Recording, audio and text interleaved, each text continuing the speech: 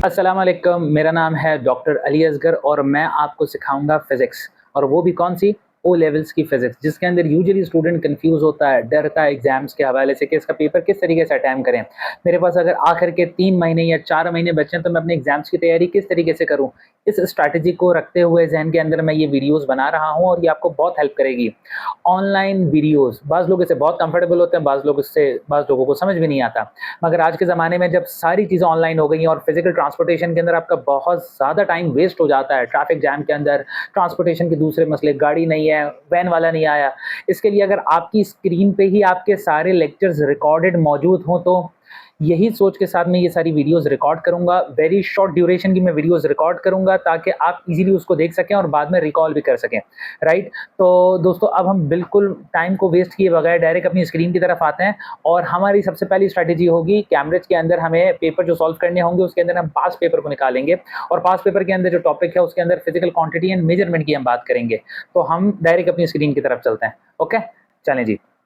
अच्छा जी, अब आपके सामने जो स्क्रीन पे आपको पेपर नज़र आ रहा है वो है topic number 1 physical quantity and measurement. Question number 1 है पेपर 1 का। उसके अंदर आपको ये कहते हैं कि force of 3 Newton and 4 Newton x in the diagram, जो कि आपकी स्क्रीन पे आपको नज़र भी आ रहा है। मगर अब हमारे पास सवाल ये है कि इसका हमें रिजल्टेंट ड्रॉ करना है। ज़रा देखिएगा यहाँ पे हमारे पास 2 फोर्सेस हैं, एक है 3 न्यूटन की फोर्स, एक है 4 न्यूटन की फोर्स। हमें पता है कि जब दोनों फोर्सेस आपस में एक दूसरे के परपेंडिकुलर होती है तो इनका जो रिजल्टेंट बनता है वो परपेंडिकुलर फोर्सेस का जो रिजल्टेंट बनता है वो उसका डायगोनल होता है, जो कि मैं यहाँ बना भी रहा हूँ। ये इसका डायगोनल आ गया और ये डायगोनल की फोर्स होगी।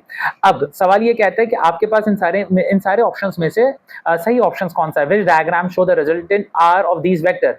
जरा देखिएगा पहला ऑप्शन ए के अंदर हमारे पास ये दोनों फोर्सेस परपेंडिकुलर है और इसका रिजल्टेंट आर डायगोनल है। तो ऑफ कोर्स हमारा जो करेक्ट आंसर है वो है आंसर नंबर ए, राइट। अब हम आंसर नंबर बी को भी देख लेते क्या ये करेक्ट तो नहीं है, मगर इसमें हेड टू टेल रूल की मदद से अगर हम देखें तो ये head to tail rule match नहीं कर रहा। हेड टू टेल रूल के अंदर रिजल्टेंट की पहचान ये है कि जिसका head to head and tail to tail intersect करनी चाहिए, कोइंसाइड करनी चाहिए। Head of the last vector and tail of the first vector ये कोइंसाइड करेगी, इसका मतलब वो रिजल्टेंट है, इसका मतलब बी ऑप्शन नहीं है। सिमिलरली सी भी हमारे पास ऑप्शन नहीं होगा क्योंकि डायगोनली अवे फ्रॉम डायगोनल के अंदर जो वेक्टर हमारा रिजल्टेंट बनता है वो अवे होता है, राइट। तो इसका हमारा सही आंसर है ऑप्शन नंबर ए। अब हम दूसरी चीज की तरफ आते हैं, नंबर टू के अंदर हमें यह है before marking the finishing line on a running track a groundsman measure its 100 metre length. जरा देखिएगा यहाँ पे कितनी मीटर लेंथ है? 100 मीटर लेंथ। इस 100 मीटर लेंथ को देखने के लिए क्या आप माइक्रोमीटर स्क्रू गेज इस्तेमाल करेंगे? पॉसिबल ही नहीं है कि आप वो स्क्रू गेज इस्तेमाल कर सकें। क्या आप सेंटीमीटर रूलर इस्तेमाल करेंगे? ये आपकी स्टेशनरी बॉक्स में ही अच्छा लगता है। बाकी क्या आप मीटर रूल इस्तेमाल करेंगे? इसकी टोटल लेंथ मीटर होती है और ये स्ट्रेट होता है। मगर अगर इसकी जगह पे हम मेजरिंग टेप इस्तेमाल करें तो जिसकी मदद से हम यूजुअली घर के एरिया कैलकुलेट करते हैं, बहुत लंबी डिस्टेंस कैलकुलेट करते हैं, तो उसका सही आंसर हमारे पास है मेजरिंग टेप, जिसको हमने यहाँ पे चेक कर दिया, राइट। अब हम आते हैं 3 की तरफ। Each raw contains a vectors, इसके अंदर वेक्टर भी और स्केलर भी होगा। जरा देखिएगा ये वेक्टर है, ये स्केलर है। डिस्प्लेसमेंट वेक्टर है, स्पीड स्केलर है, राइट। ऑप्शंस हैं ये। अब वेलोसिटी और distance, velocity, speed, weight and mass. जरा देखिएगा यहाँ पे सवाल आपको ये कहते हैं in which row the size of the vectors equal to the size of the scalars. इसका मतलब ये हुआ कि आपके पास दोनों क्वांटिटी का नेचर सेम होना चाहिए। अगर हम देखें पहला तो डिस्प्लेसमेंट और स्पीड, हाँ डिस्प्लेसमेंट तो वेक्टर है और स्पीड स्केलर है, तो क्या इसको हम चेक कर लें? नहीं, ये डिस्प्लेसमेंट है जो कि सिंपल डिस्टेंस है और ये स्पीड की बात हो रही है, इसकी यूनिट है मीटर पर सेकंड और डिस्प्लेसमेंट की यूनिट है सिर्फ मीटर। इसका मतलब इन दोनों का नेचर सेम नहीं है, ये दोनों वेक्टर वाइज सेम नहीं होंगे, डायरेक्शन वाइज सेम नहीं होंगे। इसके लिए हम ऑप्शन नंबर सी की तरफ आते हैं जिसका नेचर सेम है, यानी यहाँ पे हमारे पास वेलोसिटी और दूसरा हमारे पास है स्पीड, तो इसका मतलब इसका सही ऑप्शन है हमारे पास ऑप्शन नंबर सी। अब हम बात करते हैं 4 की। What is the size of the resultant of two forces is shown in the given diagram। दोस्तों ये याद रखिएगा, मैंने ये ऑब्जर्व किया है, ये वाला जो न्यूमेरिकल है ना ये मल्टीपल टाइम्स आया है। फिलहाल आपको ये नजर आ रहा है जुलाई 2014 के जुलाई के अंदर पेपर आया था, पेपर 1 के अंदर क्वेश्चन नंबर 2 मौजूद था। यही इसी जैसे दूसरे सवाल आपको नजर आएंगे आगे ही, इसी टॉपिक के अंदर आपको नजर आएंगे। इसका मतलब ये आपको अच्छी तरीके से तैयारी करनी है। अब जरा देखिएगा जब भी हमारे पास ऐसे परपेंडिकुलर फोर्सेस होते हैं हम इस पे लगाते हैं पाइथागोरस थ्योरम।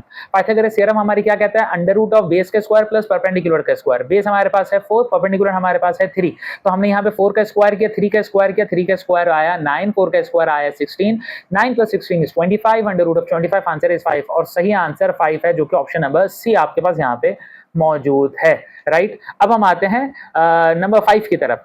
एक student measure possible the length and interval of diameter of glass tube. आपको मैं एक छोटी सी ग्लास ट्यूब देता हूं, उसकी लेंथ आपको कैलकुलेट करनी है और इसके अलावा उसका इंटरनल डायमीटर कैलकुलेट करना है।